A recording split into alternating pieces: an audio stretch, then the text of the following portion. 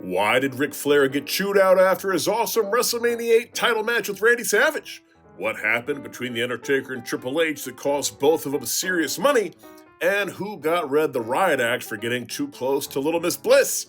I'm Senior Siete for 7 Wrestling. Let's take a look at 7 WWE stars who didn't follow the script and got into big trouble. Now, before we jump into this, we appreciate your support, so if you enjoyed this video, please hit the like button, subscribe to the channel, kick that notification bell, and hype us up. Number 1, The Undertaker and Triple H.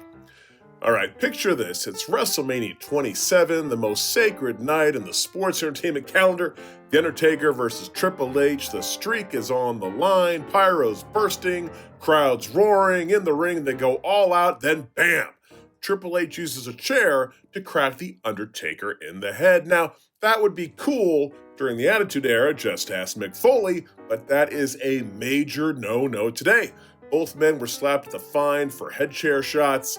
The head honchos of the company invoked the wellness violence policy and quietly dinged the ring generals' wallets for choosing the short path to crowd gasps. On the future Michelle McCool podcast, the dead man would say that he figured that he and Triple H could probably get away with it, seeing as the Taker was the longest tenured WWE superstar at that point, and Triple H is literally Vince McMahon's son-in-law. But that didn't stop Vince from making the WrestleMania paychecks a little bit lighter. Number 2, Juventud Guerrera. Everybody loved Juventud Guerrera in WCW. Well, maybe not when he was on commentary, but he was everybody's second favorite luchador star, high-flying, jaw-dropping moves made you spill your soda every time he hit the ring. So, when WWE announced his arrival, alongside Psychosis and Super Crazy, while our lucha-loving hearts could barely take it, then came the entrance on a riding mower. Yeah, a lawnmower. Instead of pyrotechnic spectacle, we got a overgrown John Deere, Juan Deere, revving down the aisle like he was late to provide gardening duties for a senior community. However, once in the ring, none of that really mattered because it was the Juventud Guerrera we all knew and loved. For a little while. Juventud's trademark 450 splash, which he often used as a finisher in WCW, was on the list of banned moves due to his inability to hit it cleanly. And after he slammed his knee into Paul London's eye during a 6-man tag team match, WWE officials were furious. Not one to ever resist making a bad situation worse, Hoover reportedly broke the move out again in a match with Kid Cash. After that, Hoovy's next leap would be directly out of the company when he was fired. Number 3, Bart Gunn.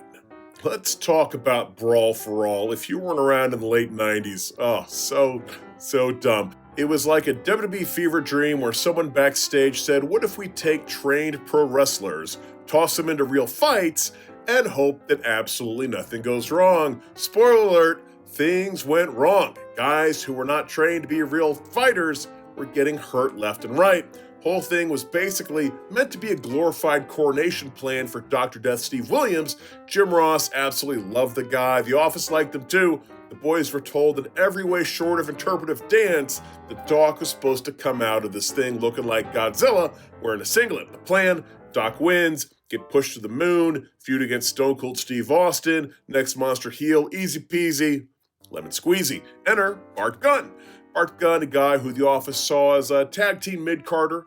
Brass thought he'd show up, get punched once, then politely remove himself from the bracket like a good little enhancement talent. Instead, Bart Gunn turned it into a left-handed wrecking ball. He plowed through the field like he was late for dinner, bam, bam, bam, knocking out people WWE actually cared about.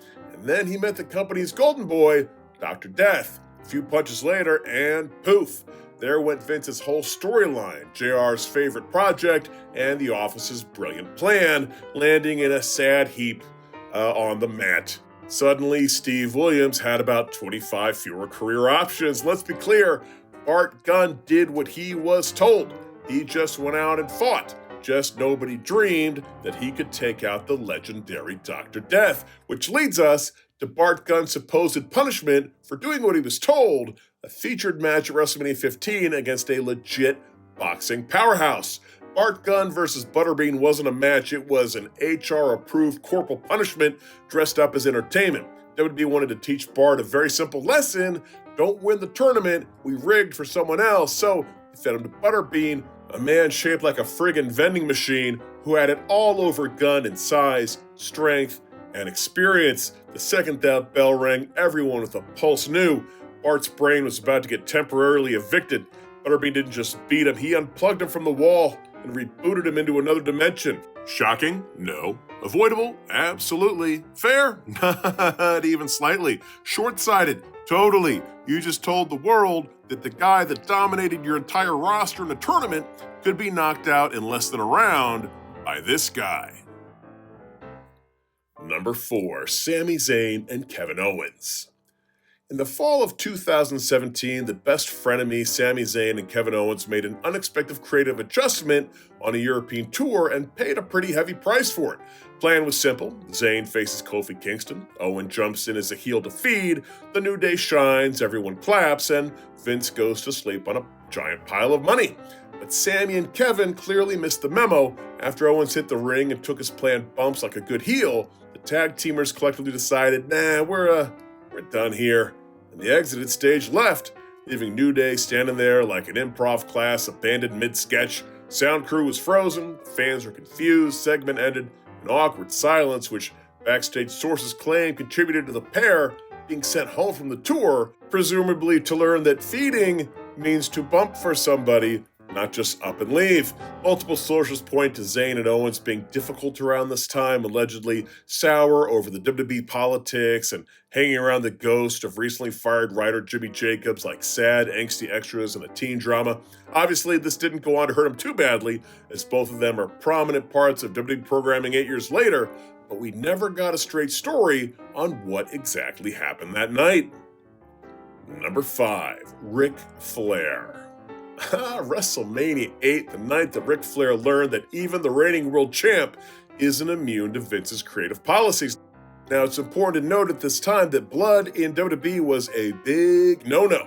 And earlier that night, Bret Hart, bless his hockey-loving heart, intentionally cut himself during his Intercontinental title victory over Rowdy Roddy Piper and somehow convinced Vince McMahon that it was all just a tiny accident. Vince bought it. Although, how often do you accidentally cut yourself on the forehead? Flair, probably thinking if a mid-card guy like Bret can do it, then all bets are off, busted out his own blade and painted his face like a crimson abstract masterpiece. Vince McMahon, previously calm and collected after Bret's mishap, was not pleased.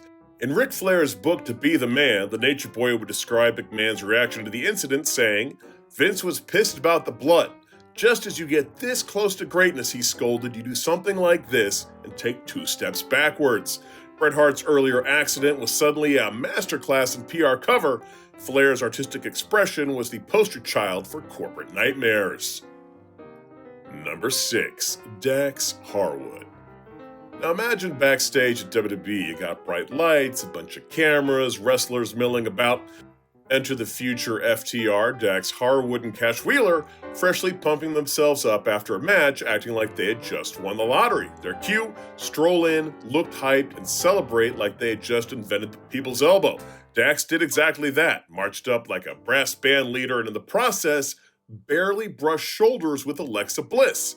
Nothing dramatic, a soft shoulder tap, the kind that happens in crowded hallways when someone moves quickly. Vince McMahon was furious, stormed in, blood pressure obviously peaking. He doesn't need a replay, a camera, or a meeting, just the scent of the breeze that brushed Bliss's shoulder is enough. Surprisingly, Dax gets pulled into gorilla position. Vince barks, "Men don't touch women."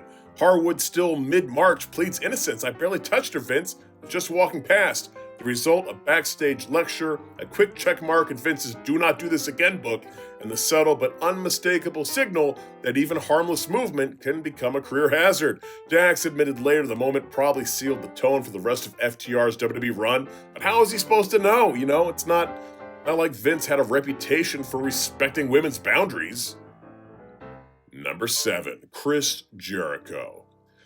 Chris Jericho, the Ayatollah of rock and roll, the man who can wrestle, sing, kinda, podcast, write books, and apparently stumble into international incidents. Now, let's rewind to 2012 in Brazil. Jericho and CM Punk are doing a standard house show. The crowd's pumped. Someone thought it'd be cute to wave the Brazilian flag. Jericho, ever the heel genius, decides why not crumple it, throw it, and kick it out of the ring. Genius if your goal was immediate global notoriety and a crash course in Brazilian law. Here's the thing, Brazil does not mess around when it comes to the flag. Kicking it wasn't a creative heel moment, it was a criminal act. Within minutes, local police are staring Jericho down. Public apology time. My bad, Brazil. I love your beautiful country, love this flag, kiss, kiss, kiss. Fallout, WWE slapped him with a 30-day suspension. The tour was canceled. Jericho officially learned that flags are not props. And if you're wondering why the WWE hasn't returned to Brazil since, well, there's your answer.